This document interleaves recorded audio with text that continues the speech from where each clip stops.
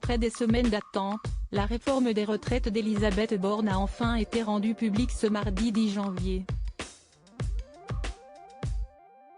Vivement critiquée par la gauche et les syndicats en raison du recul de l'âge légal du départ à la retraite, reporté à 64 ans, la Première ministre a détaillé son texte qui sera présenté en Conseil des ministres le 23 janvier prochain, sur le plateau du journal télévisé France 2, quelques heures après l'avoir présenté officiellement.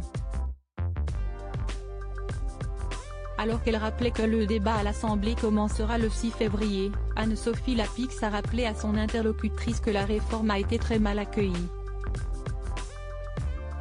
Nous avons eu beaucoup de discussions avec les organisations syndicales et patronales, a expliqué Elisabeth Borne.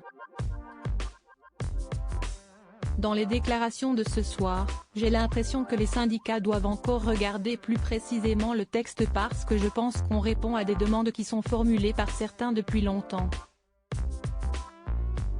Sans ménagement, Anne-Sophie Lapix a alors lancé, tranchante, pour l'instant, c'est un rejet. L'occupante de Matignon a continué à défendre son projet en soulignant qu'il y a des avancées, des mesures de justice et des progrès tels qu'une accélération sur la durée de cotisation, une prise en compte de la révalorisation des minimums des pensions et un décalage à 64 ans décidé pour équilibrer les demandes. N'en démordant pas, la journaliste a ensuite pointé que 8 Français sur 10 ne veulent pas de cette réforme des retraites et qu'il y aura une grosse mobilisation le 19 janvier contre le projet.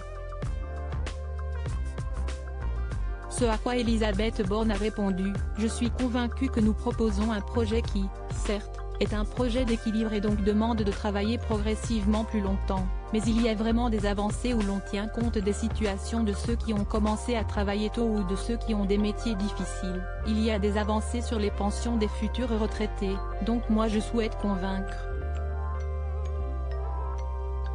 La Première ministre ne semble donc pas prête à changer l'âge de départ à la retraite. Supérieur à Léa Salamé, Pascal Praud, Anne-Sophie Lapix.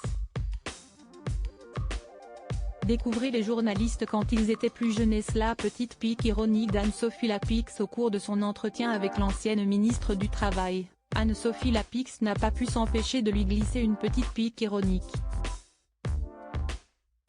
Tandis qu'Elisabeth Borne expliquait avoir beaucoup échangé avec les différents groupes parlementaires pour construire la réforme, la présentatrice de France Télévisions a rétorqué « Ça devrait vous éviter un 49. » 3. Pour rappel, la femme politique de 61 ans a fait appel 10 fois à l'article 49. 3 de la Constitution depuis la perte de la majorité absolue dans l'hémicycle en juillet dernier, qui permet l'adoption d'une loi sans passer par le Parlement. Il est donc possible qu'à l'issue des délibérations, elle use à nouveau de cet article pour faire passer la réforme des retraites. Crédit photo, capture d'écran France 2.